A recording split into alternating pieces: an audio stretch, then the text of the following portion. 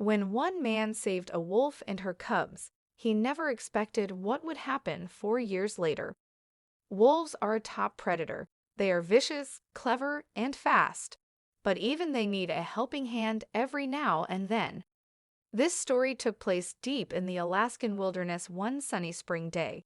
A prospector called John was looking for gold along Coho Creek in the southeastern side of Alaska's Caprino Island. As soon as he emerged from the forest that inhabited the island, he suddenly froze.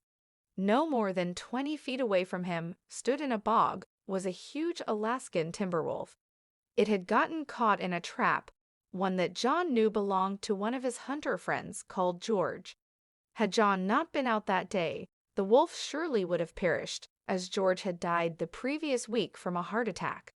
John started to approach the wolf, hoping that he would be able to help it. Confused and scared at the approach, the wolf backed away, straining at the chain of the trap as it tried to pull itself free. That was when John noticed something very important. The wolf was a female, and her teats were full of milk. This meant that somewhere on the island, there was a den full of hungry pups just waiting for their mother. John stopped in his spot in the hopes that he wouldn't frighten the mama wolf anymore. He took a good look at the wolf and guessed that she hadn't been trapped long, maybe even only a few days. That was a good sign, as it meant her pups were probably still alive. With young ones to care for, the female wolf wouldn't have strayed too far from the den, so her cubs wouldn't be more than a few miles away. But now John had a problem. He needed to help free the female canine so that she would be able to get back to her pups. However, John was worried that if he set her free, the wolf would turn aggressive and try to tear him to pieces in an effort to protect her babies. Fearful for his life, John came up with another plan that he hoped would work instead. He decided to search for her cubs so that he could bring them to their mother. He began to look for any tracks or signs of where the mother had come from. He eventually found a few remaining prints in the patches of snow around the edge of the bog. The prospector followed the tracks, which led him half a mile through the forest and then up a rock-strewn slope. Finally, at the base of an enormous spruce, John saw the wolf's den. John walked up to the den cautiously. He didn't want to scare the already shy and cautious pups away, as he knew getting them out of their den would be tricky enough already. The den was silent, giving no indication of whether the cubs were still in there or not, but John had to try to get their attention in order for this plan to work. He began by imitating the call of their mother, a high-pitched squeak. But still, there was no sound or movement from the den. John didn't give up and began his calls again. This time, 4 tiny pups appeared at the mouth of the cave. They slowly walked up to John and began suckling at his fingers. They couldn't have been more than a few weeks old, and they were obviously starving.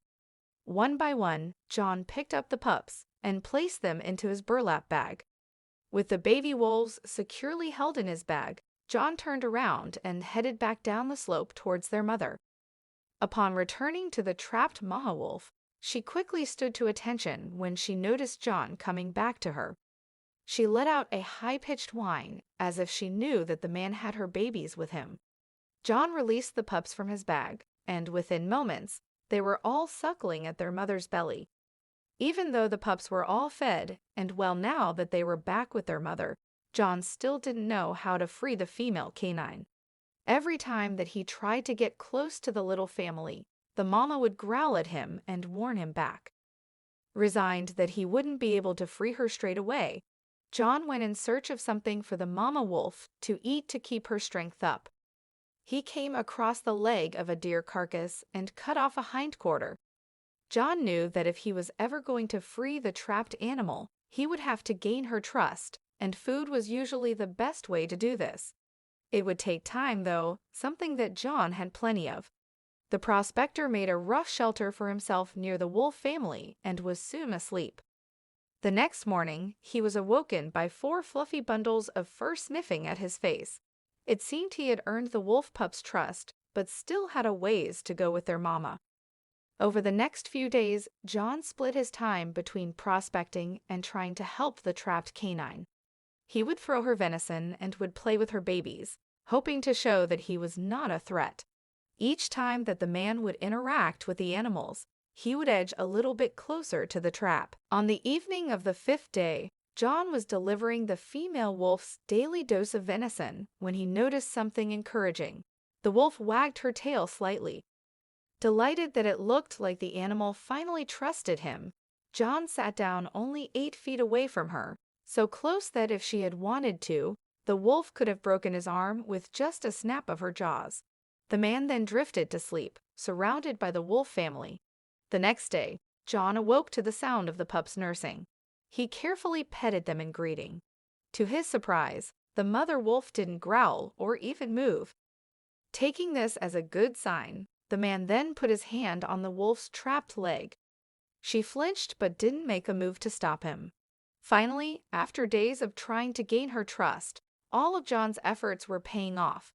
He examined the steel trap and saw that its jaws had only caught 2 of the animal's toes. They were swollen and cut, but she wouldn't lose the paw, which was more than the man had been hoping for. John found the release catch and quickly pressed down on it. Now finally free, John expected the mama wolf to gather her pups and disappear into the woods. But she did something much different, which shocked John entirely. The wolf slowly crept up to the man and began to lick his hands and fingers. John was astonished. It went against all his knowledge about wolves, but he was more than happy to let it happen. After a while, the mother decided that she was ready to leave, so she gathered up her pups and walked towards the forest. Before disappearing completely, she turned back to John, as if asking him to follow her. John understood, gathered his belongings, and followed the animal. They eventually ended up ascending Kupernuff Mountain and came upon an alpine meadow. Along the edge of the meadow, lurking in the shadows, was a wolf pack of around 9 adults and 4 nearly full-grown pups. The mama wolf and her pups approached the pack, and after a few minutes of greeting, the entire family broke into howling. John watched from a distance, amazed that he was witnessing something so spectacular. As night fell, the man set up his camp. By the light of his fire, he could see multiple wolf shapes darting in and out of the shadows, but he wasn't scared. He knew that they were simply curious about him. As dawn broke the next day, John knew it was time to leave. He gathered up his things with the mama wolf watching the entire time. As he reached the far side of the meadow, John looked back one last time. The mama wolf and her pups were sitting where he had left them, watching him. John waved his final goodbye, to which the mother wolf let out a mournful howl. He then turned around and descended the mountain. He would never expect what would happen next. 4 years after this encounter with the wolves, John returned to Coho Creek after serving in World War II. As he walked through the familiar woods, something caught his eye. It was the rusted steel trap that he had saved the mama wolf from all those years ago. Seeing the trap, John suddenly got a strange feeling. Something was telling him to return to the meadow where he had last said goodbye to the wolf family. Following his instincts, John climbed the mountain until he was at the meadow. He let out a long, low wolf call, something that he had done many times before, and to his surprise, a howl responded. John called again, and once again a howl responded. He then noticed a large, dark shape moving in his direction. As it crossed the meadow, he could see that it was a timber wolf, but it wasn't just any old wolf. It was the one that he had saved. The animal stopped just in front of John, her bushy tail wagging slightly. Then, as quick as she had appeared, she disappeared into the woods again. John left the island not long after, and while he never saw the animal again, the memory of her and her pups stuck with him for the rest of his life. It's not known whether this story is true or not, but the magical experience of sharing a special bond with another animal is one that many of us know the feeling of because of our own pets. Sometimes, if people are lucky, they get to have a once-in-a-lifetime experience, much like John did with his wolves.